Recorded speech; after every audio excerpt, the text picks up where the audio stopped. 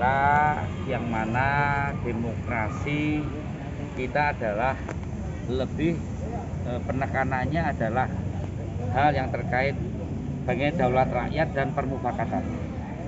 Permufakatan yang kebetulan PDI Perjuangan itu pada 9 April 2019 itu mendapatkan mandat presiden yang diusung itu jadi Pak Jokowi dan Kiai Maruf, dan PDI Perjuangan menang di legislatif.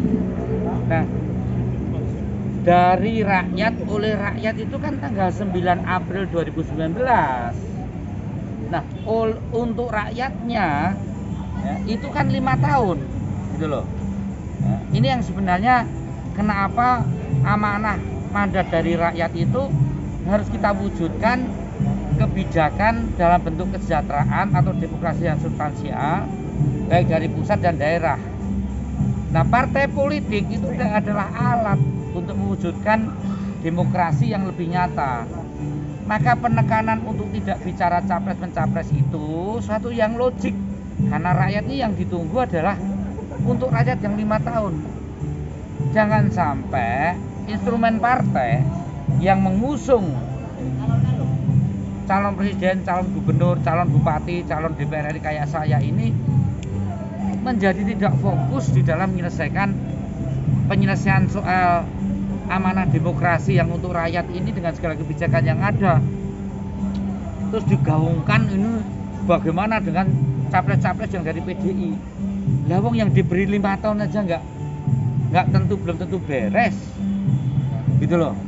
Inilah saya tegaskan kepada kawan-kawan, karepnya kita partai itu ini tidak mudah loh. Kalau sampai nanti yang 5 tahun ini kepleset, persepsi publik melihat PDI ini dianggap nggak mampu, terhitung dari kebijakan Jokowi, program Jokowi, kegiatan Jokowi yang tidak sesuai dengan janji-janjinya, dan fungsi pengawasan di DPR juga tidak terwujud seperti apa yang pernah dijanjikan PDI.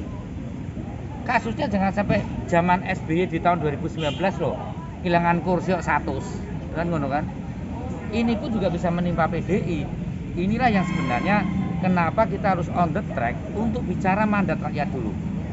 Nah, itu yang saya tegaskan dalam sosialisasi dengan pilar partai, pilar legislatif hari ini. Saya kira itu. Lain. Artinya untuk persiapan 2024 disampingkan dulu, Pak. Sampingkan dulu. Persiapan 2024 yang menyelesaikan tugas mandat rakyat ini, dan Ibu Mega PDI Perjuangan sangat yakin kalau ini berhasil kita wujudkan yang masih 3 tahun ini, rakyat puas dengan PDI Perjuangan, dengan calonnya Pak Jokowi, itu akan berdampak secara elektoral gitu loh. Positioning strategisnya bereskan dulu amanah dan mandat rakyat yang diberikan PDI dengan menangan Pilpres dan Pileg. Ini positioning strategisnya.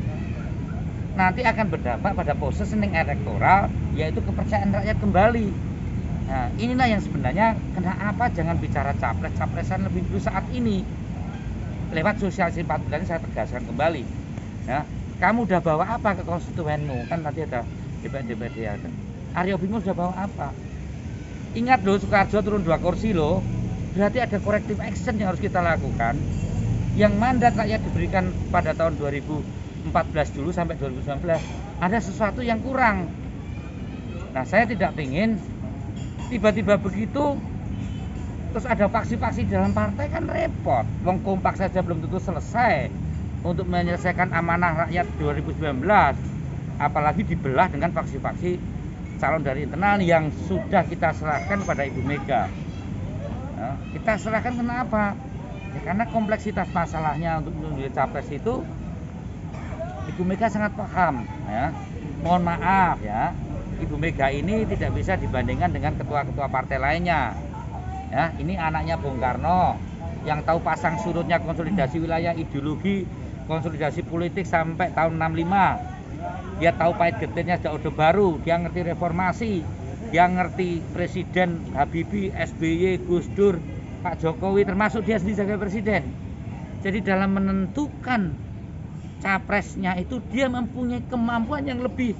Itulah kenapa akhirnya diberi mandat oleh Kongres. Dia akan winning, ya. Ini persoalan pertaruhan Republik itu tidak mudah untuk ke depan, ya. Dan saya yakin beliau akan mencari timing yang tepat. Kalau timing sekarang sampai partai ini nggak becus bereskan mandat rakyat yang diberikan di 2019 pada tanggal 9 April, hancur PDI ya. Ambrol. Mal dinamika di bawah dukung mendukung. Persoalannya sekarang daya beli. Persoalannya sekarang adalah harga cabai yang naik. Persoalannya harga telur yang anjur. Ini salah PDI kalau sampai nggak beres. Saya kira itu jangan sampai kehendak subjektif ini bergeser pada soal pencapresan, soal utang sama rakyat aja belum kebayar kok, gitu kan? Mengenai kader yang sekarang itu mulai menyuarakan calon-calonnya itu dengan cara partai pasti akan ada usaha-usaha untuk lebih disadarkan ya. Ya kadang mungkin kepancing, namanya juga berpartai itu saya sebut dinamika. Tapi dinamika utamanya yang menyelesaikan bagaimana rakyat sekarang ini sejahtera, nggak mudah, ya kan? Harga minyak goreng tiba-tiba lihat tak terkendali kayak gini sekarang. Bagaimana? Ini yang saya kira Bu Mega concern bagi kader-kader partai yang dinamikanya kebablasan. Kemarin kan juga ada yang dipanggil, ya namanya anak ini kan banyak. Kalau ada yang nakal-nakal dikit atau keliru dikit, ya ditegur. Tapi itu yang menurut saya partai on the track-nya adalah menyelesaikan amanah dan mandat rakyat. Thank you.